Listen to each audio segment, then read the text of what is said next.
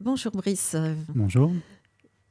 Nous sommes ensemble pour évoquer les liens entre la science et le monde industriel, et en particulier dans votre secteur de l'énergie, et des énergies, on va dire, nouvelles et peut-être durables. En l'occurrence, pouvez-vous nous citer un cas concret qui illustre ce lien aujourd'hui ?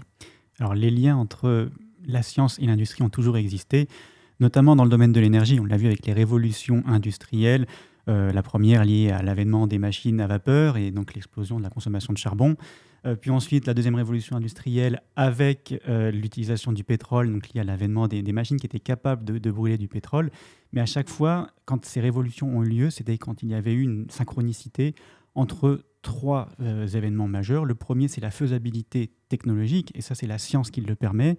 Il faut bien sûr qu'il y ait un marché, une désirabilité qui permet l'utilisation de la technologie, et bien sûr une viabilité économique. Et ça, c'est souvent permis grâce à une volonté politique qui permet d'accompagner la maturation des technologies pour arriver jusqu'à une viabilité économique.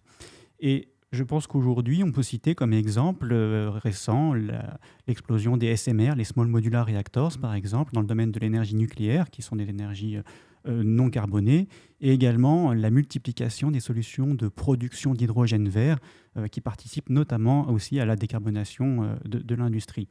À chaque fois, j'ai le sentiment que l'utilisation, enfin en tout cas ces exemples, montrent comment l'industrie utilise des révolutions scientifiques ou des innovations technologiques pour permettre de progresser vers un monde moins carboné et donc moins dépendant des énergies fossiles. Et en un mot, comment voyez-vous l'avenir de ce sujet, de ce lien entre la science et l'industrie, le secteur industriel de l'énergie ?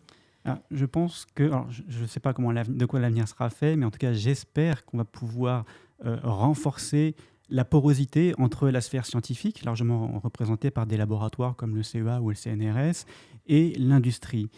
Cette porosité, on en a besoin, notamment au niveau des industriels, parce on a besoin de talents qui travaillent sur des travaux de recherche scientifique qui sont souvent à l'origine de l'émergence de ruptures scientifiques et de ruptures technologiques. Merci beaucoup. Je vous en prie.